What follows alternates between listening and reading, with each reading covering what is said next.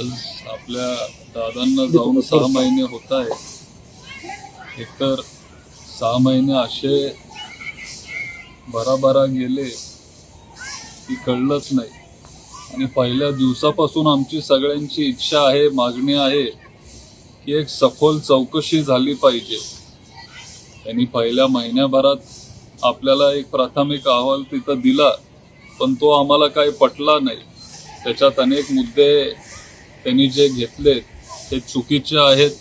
तुम्ही जर तिथं गेला, बारामतीत गोजूबावी म्हणून एक गाव आहे, तर तिथं खूप गोष्टी त्या प्राथमिक अहवालमध्ये जे त्यांनी लिहिलेले ते सगळे चुकीचे ठरलेले आहेत. तरी आम्ही सगळे इथं थांबलोय आणि आज काकांना जाऊन 6 महिने झाले. पण खंत एकाच गोष्टीची आहे की आत्तापर्यंत सत्य हे जनतेच्या समोर आलेलं नाहीये. आम्ही सगळ्यांनी संयम ठेवलेला आहे. आम्ही वाट बघत होतो की दुसरा आता तिथं रिपोर्ट येईल, तिसरा रिपोर्ट येईल. पण आता परवाच मी बातम्या बघत होतो, जी एअर इंडियाची जी दुर्दैवी घटना आपल्या अहमदाबादला जी झाली, त्याला वर्ष होऊन गेलं तरी पण आतापर्यंत कुठेही काही तिथं चौकशी केली गेली नाहीये किंवा रिपोर्ट आपल्या सगळ्यांच्या समोर आलेला नाहीये. आणि अजितदादांसारखे एवढे मोठे नेते आपल्याला अचानक सोडून गेले. लोकांच्या मनात शंका आहे. सारखं लोक बोलून पण दाखवतात आणि तरी आत्तापर्यंत तो रिपोर्ट समोर येत नाही. ह्याच गोष्टीची खंत आहे आणि वाईट वाटतं. आणि आमची सगळ्यांची इच्छा आहे, अपेक्षा आहे की लवकरात लवकर त्या दुर्दैवी घटनेची माहिती आमच्या सगळ्यांच्या समोर यावी आणि नक्की त्या दिवशी काय झालं, कसं झालं, व्हिडिओ, सीसीटीव्ही, साधे सीसीटीव्ही व्हिडिओ मुंबई एअरपोर्टचे अजून आपल्या समोर आलेले नाहीयेत. आणि लवकरात लवकर ही सगळी चौकशी झाली पाहिजे. सीबीआय चौकशी करत आहे, CID असेल, आपलं DGCA असेल, सगळे जर एवढी चौकशी करत असतील तर मग हे सगळं समोर यायला एवढा वेळ का लागतो, हाच प्रश्न माझ्या आणि सगळे जे बारामतीचे सर्वसामान्य जनता आहे त्यांच्या मनात आहे. का वेळ लागतो असं तुम्हाला वाटतं? आता मी चौकशी तिथं करत नाहीये. चौकशी सगळे पोलीस अधिकारी असतील किंवा जे टेक्निकल लोक आहेत ते सगळे तिथं चौकशी करत असतील. करत आहेत, नाही करत आहेत, हे त्यांनाच आपल्याला विचारावं लागेल. पण वेळ लागतोय हे खरं आहे. आज 6 महिने होऊन गेले. आम्ही पण संयम ठेवला, आम्ही पण थांबलेलो. आम्हाला वाटलं की आज रिपोर्ट येईल, उद्या रिपोर्ट होईल. एवढे दिवस झाले, आत्तापर्यंत काहीच आपल्या समोर आलेलं नाहीये. पण आत्ता खरी गरज आहे की लोकांसमोर तुम्ही हे सगळं मांडलं पाहिजे. दादांसारखे एवढे मोठे नेते, लोकप्रिय नेते, महाराष्ट्राचं नुकसान झालंय, देशाचं नुकसान झालंय आणि तरी पण आत्तापर्यंत तो रिपोर्ट आपल्या समोर येत नाही.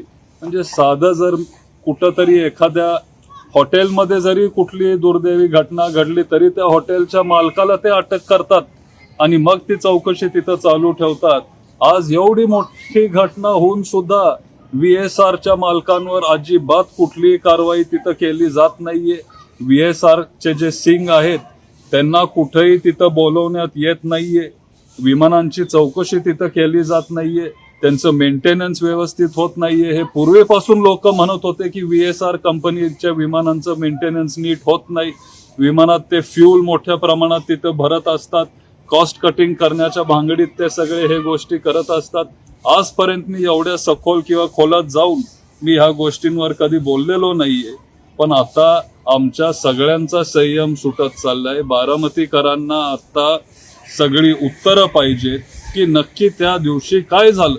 तुम्ही आम्हाला एकदा तरी सांगितलं पाहिजे किंवा जे काही चौकशीतून समोर येत असेल हे तुम्ही आमच्या समोर मांडलं पाहिजे. एवढीच मी विनंती करतो. तुमच्या माध्यमातून मी सगळ्यांना, जे कोण आपले इन्व्हेस्टिगेटिव्ह एजन्सीज असतील त्यांना सगळ्यांना विनंती करतो की लवकरात लवकर हे सत्य तुम्ही आमच्या समोर मांडावं. अजित पवारांचा अपघात 28 तारखेला झाला. त्याच्यानंतर 13 दिवसानंतर साधारण 11-12 फेब्रुवारीच्या दरम्यान हा घातपात असल्याचा संशय व्यक्त केला गेला. तेव्हा जी प्रकर्षानं मागणी होत होती चौकशीची, ती आता होताना दिसत नाहीये आणि हेच त्या संबंधित यंत्रणेला पाहिजे असं तुम्हाला वाटतं? तेव्हाही आपण मागणी केली, तेव्हा आपण प्रयत्न केले, पण आपण पण समजून घेतलं पाहिजे की शेवटी त्यांनाही आपण वेळ दिला पाहिजे. ते सगळे जे टेक्निकल एक्सपर्ट्स असतात किंवा ज्यांना विमानातली आतली टेक्निकल माहिती असते किंवा जे हे काम करत आले त्यांना पण आपण थोडा वेळ दिला पाहिजे, ही तेव्हा माझी भावना होती. पण लवकरात लवकर आपल्याला हे सगळे गोष्टी समजले पाहिजे, ते तेव्हाही वाटायचं, आजही वाटतंय. आणि आता 6 महिने होऊन गेले, असं मला तरी वाटतंय की आता आपण भरपूर त्यांना वेळ दिलेला आहे. अजून वेळ आपण त्यांना देऊ शकत नाही किंवा आता आमचा पण पेशन्स आता संपत चाललाय. काहीतरी एक दुसरा रिपोर्ट त्यांनी लवकरात लवकर आपल्या समोर तिथं त्यांनी मांडावा, एवढीच आमची सगळ्यांची इच्छा आहे. पुढची भूमिका काय? आता आम्ही त्यांच्या रिपोर्टची वाट पाहू. मला विश्वास आहे की सगळे तिथं पाठपुरावा करत असतीलच. मग ते स्वतः काकी असतील किंवा सगळेच तिथं पाठपुरावा करत असतील. पण लवकरात लवकर तो रिपोर्ट आला पाहिजे. आम्ही तिथं पाठपुरावा करू, आम्ही त्यांना जाऊन भेटू, त्यांना विनंती करू की आतापर्यंतची जी काही माहिती असेल ती तुम्ही आमच्या समोर मांडली पाहिजे. जे काही गोष्टी तुमच्या फाइंडिंग्स मध्ये आल्या असतील ते तुम्ही आम्हाला सांगितले पाहिजेत, कारण आम्ही आता अस्वस्थ व्हायला लागलोय. लवकरात लवकर काहीतरी नवीन माहिती आमच्या सगळ्यांच्या समोर आली पाहिजे. काही दिवसापूर्वी शरद पवार पंतप्रधानांना भेटले, त्याच्यानंतर पंतप्रधानांना अमित शहाना सुनील तटकरे भेटले, त्याच्यानंतर प्रफुल्ल पटेल आणि शरद पवारांची भेट झाली.